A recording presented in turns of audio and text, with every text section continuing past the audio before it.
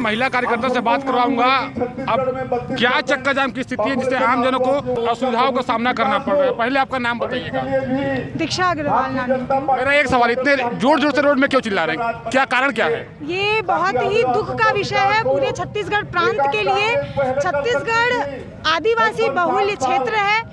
अनुसूचित 5वें में सरगुजा क्षेत्र और बस्तर क्षेत्र आता है। इसके बावजूद अच्छे वकीलों की कमी की वजह से या अपनी लापरवाही की वजह से या यूँ कहूँ आदिवासी विरोधी होने की वजह से भूपेश सरकार ने आदिवासियों को जो संवैधानिक तौर पे 32% का रिजर्वेशन आरक्षण मिला करता था वो अब घट करके उच्च न्यायालय के आदेशानुसार अब वो मात्र 20% बचा है, अर्थात 12% की कटौती भूपेश सरकार की लापरवाही की वजह से जिन आदिवासियों और अधिक आरक्षण की आवश्यकता है, संरक्षण की आवश्यकता है, जो हमारी संस्कृति को, जो हमारी सभ्यता को बचा करके रखने का ईश्वरीय कार्य करते हैं, आज उनको आरक्षण कम करके छत्तीसगढ़ की सरकार, भूपेश सरकार, निकम्मी सरकार, गूंगी बहरी सरकार, लापरवाह सरकार आज यह सिद्ध कर दी कि ये वास्तव में जनता के विरोधी सरकार है और जनहित की विरोधी सरकार है। आपकी मांगे पूरी नहीं हो तो आगे क्या करेंगे? हम आगे जाएंगे विधानसभा तक नहीं तो संसद तक हम जा करके अपना आरक्षण जो हमारे आदिवासी भाइयों को मिला है, भारतीय जनता पार्टी तैनात रहेगी प्रत्येक आदिवासी को उसका हक दिलाने के लिए। आप महिलाएं हैं, मेरा एक सवाल महिलाओं से संबंधित।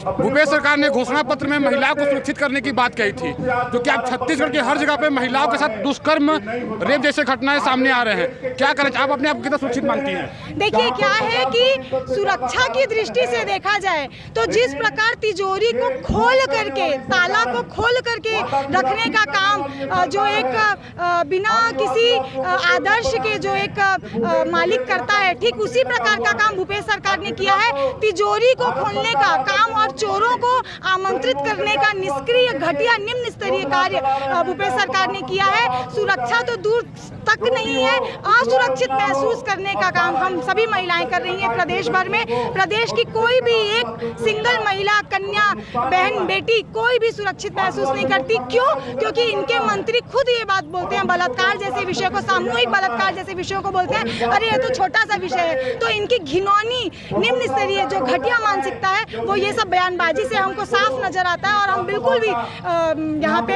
सिक्योर और सेफ महसूस नहीं करते।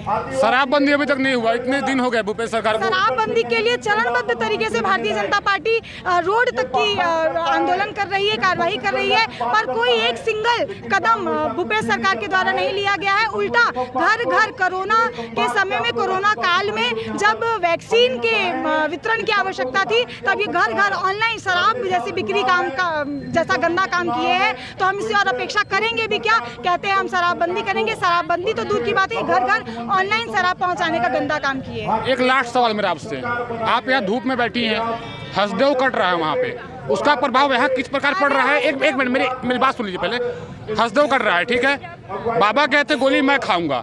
मेरे को तो अभी तक, मैं पत्रकार हूँ, मेरे को तो ये नहीं पता गोली भारतीय जनता पार्टी खाएगी या फिर बाबा खाएंगे, इसको आप साफ करिए। देखिए वो तो अपने कोठी घर में इस प्रकार विराजमान है जिस प्रकार मंदिरों में प्रतिमा विराजमान होती है। उन्होंने केवल ये कहा है कि गोली पहले मैं खाऊंगा, पर मुझे तो ये लगता है कि ये उनका साफ साफ षड्यंत्र है कि गोली पहले जनता खाए, पहले उसमें आदिवासी खाए, उसमें पेड़ खाए। पूर्णतः ये फर्जीवाड़ा जो फैलाने का काम, घटिया काम जो विधायक के द्वारा किया गया है, ये बेहद निंदनीय कार्य है और इसका कहीं से कोई सरोकार नहीं कि गोली खाने का काम पहले बाबा करेंगे। उल्टा वो अपने हवेली में बैठ करके इत्मीनान से अपने आसपास में हरियाली उगा रहे हैं और जाने दो जितने जंगल कट रहे हैं उनको उससे कोई फर्क नहीं पड़ता। सीएम भूपेश बघेल सच में कलेक्शन मास्टर है सोनिया के या फिर नहीं है? 110 साफ करिए जनता को। 110% वो कलेक्शन मास्टर है। जहाँ पे चुनाव में पैसे रुपये की जरूरत पड़ती है वो छत्तीसगढ़ के मुख्यमंत्री और जाकर के दूसरे प्रदेशों में, प्रदेश में स्कूटी वितरण की घटिया बात करते हैं। तो इससे साफ समझ में आता है